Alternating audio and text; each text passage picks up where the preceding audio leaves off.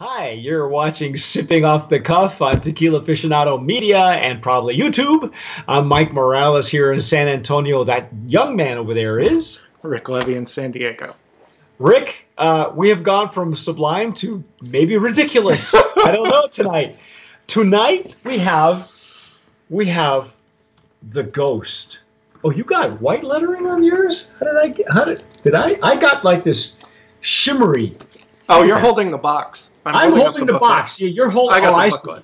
Yeah, you got the booklet. I'm holding. This came in a box from the guys at Ghost Tequila.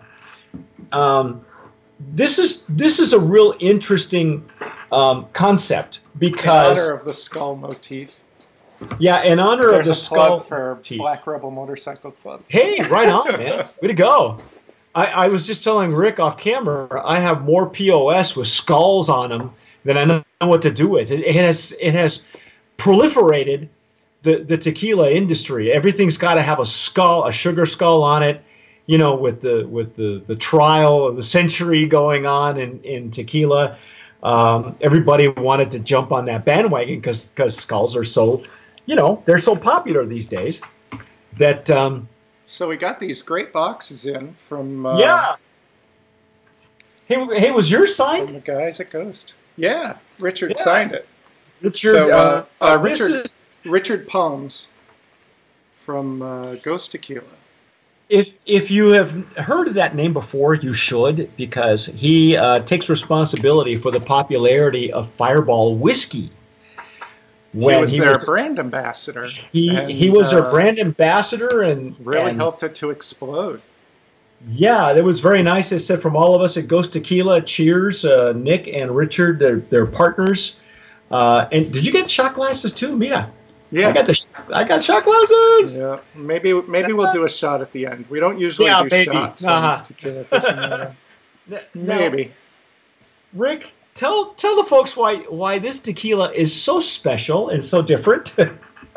So this is an 80 proof tequila that is infused with ghost peppers. And so those are from India. They are currently ranked at about the 7th hottest pepper known to man at about 1 million Scoville heat units. The Scoville unit is the measurement by which it's kind of like the Richter scale of of peppers. Everything is 10 times hotter. Is that it? Is that how it works? Isn't that the Richter scale? Something like that. Right now, the hottest pepper that I guess we know of is the Carolina Reaper at about 2.2 million Scoville units. So, and for comparison, like the hottest habanero is about 500,000 Scoville units. Oh my God! So they say the ghost pepper is about 400 times hotter than Tabasco sauce. Yikes! I'm afraid I'm going to wind up looking like the ribs on this bottle. Be very afraid. Yeah. So apparently this was born in Boston by a bartender and mixologist. I had his name right here. My apologies. Is it Greg? Chris Moran. Oh, okay. And so he was experimenting. I guess people in his bar weren't ordering tequilas, and so he started experimenting. Yeah. Yeah, but it's Boston. Boston, right? It's Boston. So he was experimenting with tequilas and started putting ghost peppers in the shots he was making, and apparently that became popular in his bar, and he went off and tried to figure out how to make an 80 proof tequila that had the ghost pepper in it. Now, so I guess they're working with that 1% of additives that you're allowed. Well, actually, with Blancos, you're not supposed to have any additives, right? No, you're not. So this is ghost pepper infused.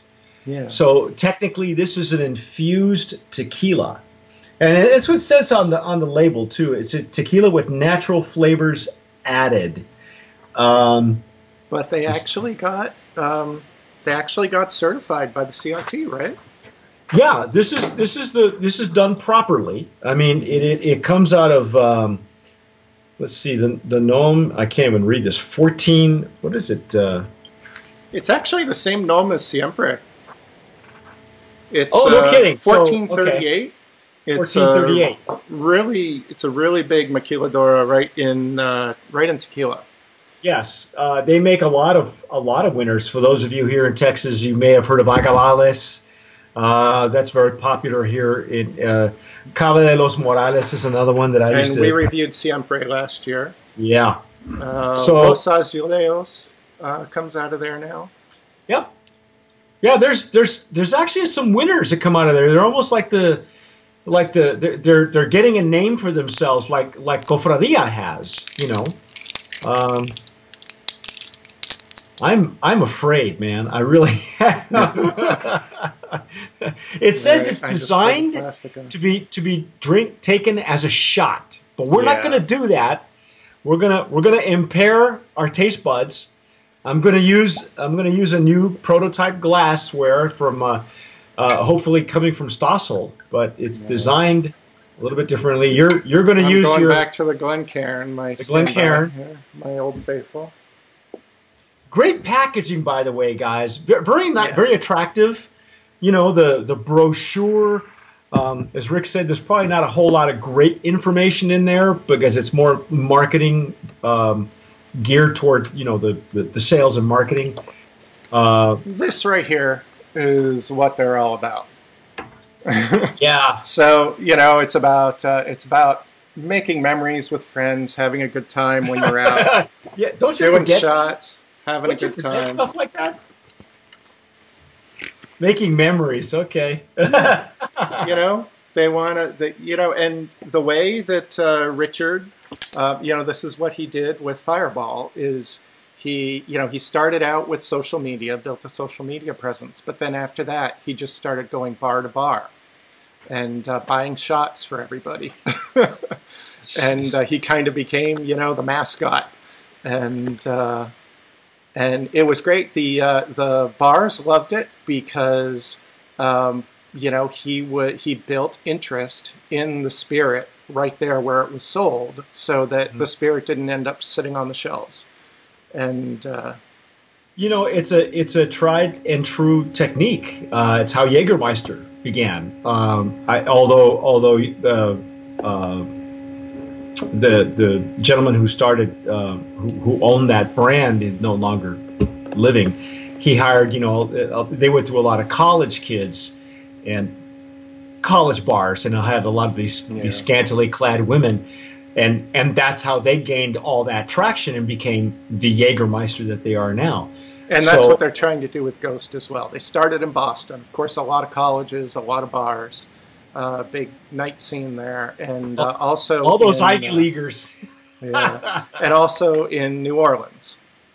Oh, that's right. Well, if I'm not mistaken, Richard is from New Orleans. I think that's where he's based himself. So, okay. Well, what are we getting on the nose there, bruh? Rick?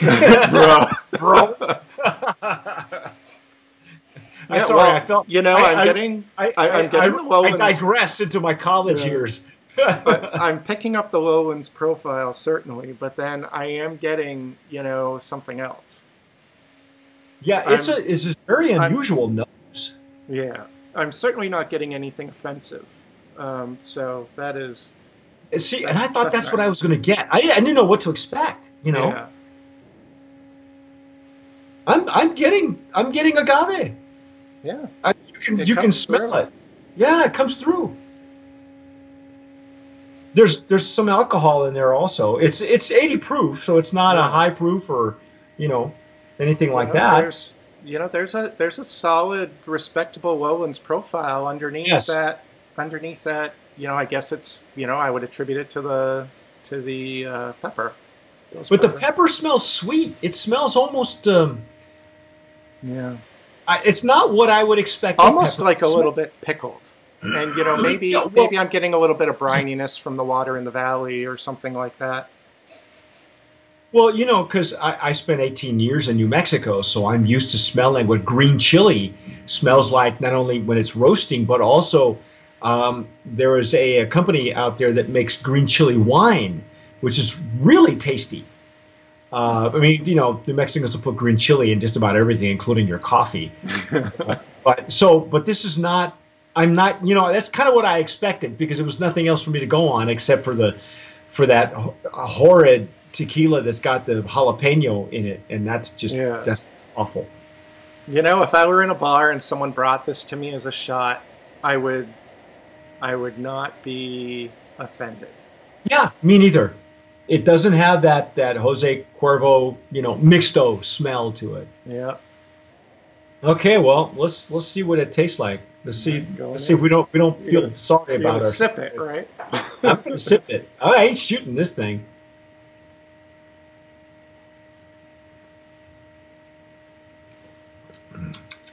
Mm. Oh wow! I'm getting sweet baked agave, and then the layer of hot pepper comes. Well, the thing is, it's coming at mid palate, like we normally get white pepper from some high proof blancos. You and I were talking about that just previously at another tasting. That we've been getting these wonderful high proof tequilas with this burst of pepper. This is good. Yeah, it is. It is. It's a really great expression of the ghost pepper as well. It's it's what I expect from a ghost pepper in terms of the flavor, and it has some heat to it, but it is not it's not overpowering. Yeah, it's not at that Scoville level. It's not going to be like you just shot a rusty nail or something like that. I've never shot a rusty nail. I didn't know it was a rusty nail when I was. I have had a few kamikazes in my life, however. Wow! Once it opens up, there's more of that pepper. On the top layer, it's sweet, but as you get down into it, it's like you said, more pepper, more pickled almost. I think you're right. It's really interesting because it comes in on the palate, and you get the agave flavors, but then starting at the back of the palate and then moving forward, the pepper comes, the hot pepper, the ghost pepper. Yeah, the hot pepper just kind of, the heat begins to increase. It's like it washes forward. Well, the thing I remember saying, one of my old bosses used to make some great fresh salsa, like pico de gallo almost. And he made it with habaneros. But the trick to doing it with habaneros, I also had a really good coworker that would make excellent. And it's tricky to do that with a hot pepper because you could overdo it and then completely burn out your who you're trying to entertain. But it's an art to have that person go back and get some more, go back and get some more, and then suddenly you have enough heat where you got to back off the salsa, let it settle, and then you go back for more, and that's an art because you can really just mess it completely up. And this has a pleasant spicy leave on the palate. Yeah, I'm really surprised, and I'll tell you why I'm surprised. I don't know. I don't think that you had a chance to taste it, but we gave it a Brand of Promise gold medal. Soltado last year was a gold medal winner in the infused tequila category. It was an añejo tequila infused with habanero, peppers, and cinnamon, and that's hotter than this. And I love that tequila. That is just one of my favorite sippers. The good news is you don't have to shoot this if you don't want to. Yeah. I wouldn't necessarily put it in the category of what we would usually call a sipper because it is a novelty because it's infused. But it's not something that you have to get past your palate as fast as you can. No, to be truthful, I think the Soltado is hotter. Yeah, and it has the hot pepper sensation that you're left with is it's just about right. It's it's very present. You can enjoy the heat, but it's not the kind of thing where, you know, you're going to be burning from your eyeballs, or, you know, it's not going to be coming out your pores. If you're a little sensitive in your palate, you might feel a little bit of heat. For those of you who have had some green chili or green chili stew or bit into a jalapeno, you know how that heat kind of creeps up over your forehead and back to the back of your head. You may not have that problem, but I do.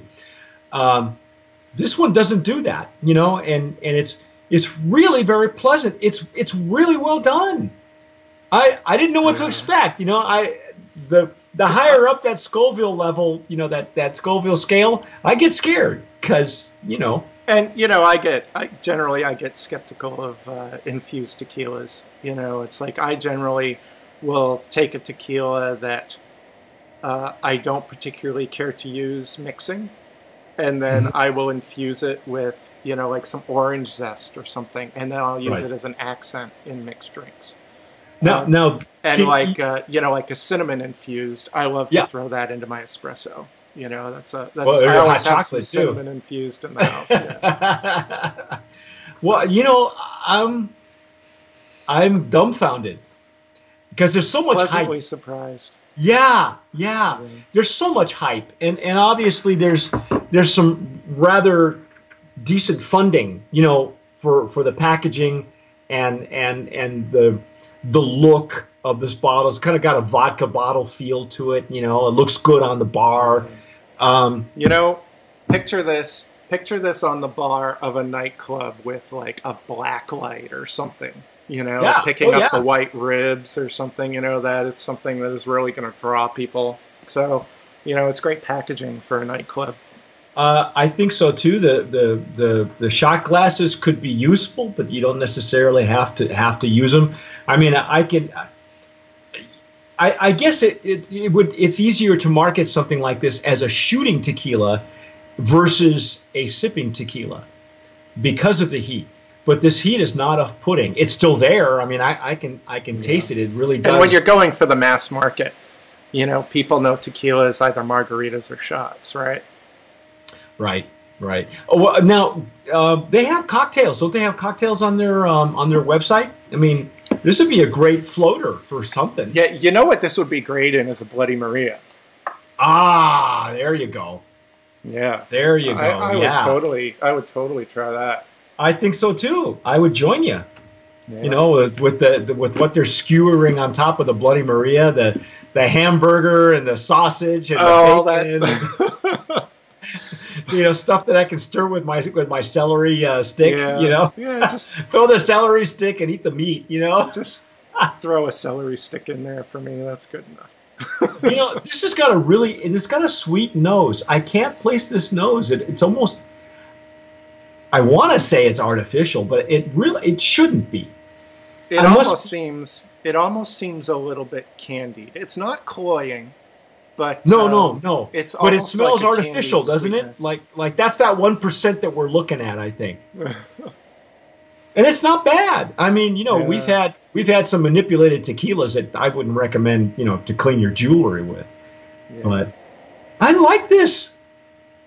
I wouldn't shoot it. This would be great, like before dinner or after dinner, like you said, in a Bloody Maria. Yeah. It's a next morning tequila. Sunday brunch tequila.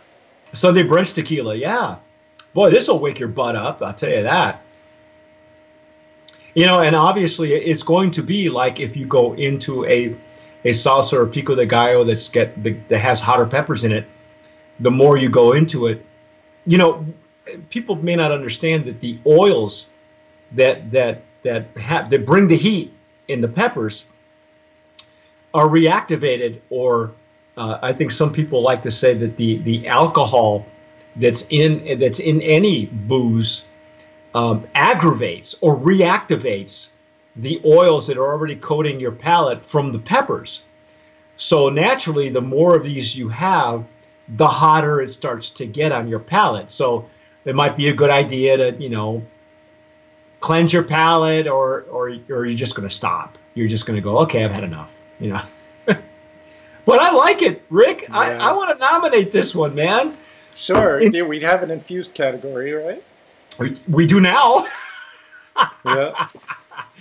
Yeah, we have. Yeah. This is So, incredibly well you know, done. congratulations to Greg and Richard. You know, this is they're you know, they're really big on the marketing and you know, the push inside the nightclubs and bars and social media, and you know, Yeah. they're By the growing way, you it can. through. This is where you can follow those guys: Instagram, Facebook, and what do they say? Twitter.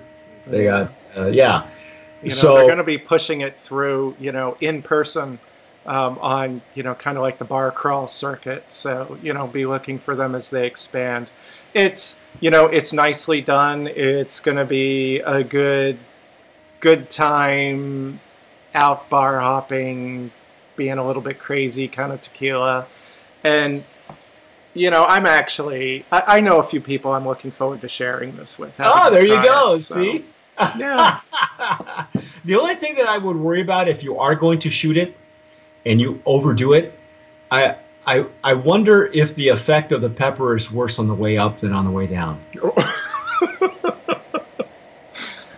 Yeah. So our recommendation is to sip wisely. Obviously, if you sip it, you really you won't be. Let's put it this way: you won't be tempted to overdo it, because again, if you let the oils and the alcohol do their bit, it's just going to get hotter and hotter and hotter. And you're eventually going to go, okay, well, I think I'm going to stop now. Yeah. You know, let me rest my palate. And it's probably a good thing to do. Maybe you want to get something like this as a sidecar to your margarita, and you can go back and forth between, you know, the cool, refreshing and, you know, the heat.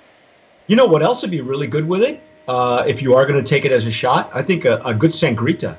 Mm-hmm. You know, a good sangrita might be a really good balancing act. You know what I mean? Anything you can do to tolerate the heat involved and not overdo it with the shooting, because we don't. That's the one thing that we don't. Yeah, we don't encourage you to do. Don't. You know what? I know that that's for the shooting market, but give it a sip first. You know, and if you're one of those chili heads like I am, you know, you would really enjoy this. This is really quite well done. I'm very impressed. We have a few more infused tequilas that we're hoping will come in for both of us.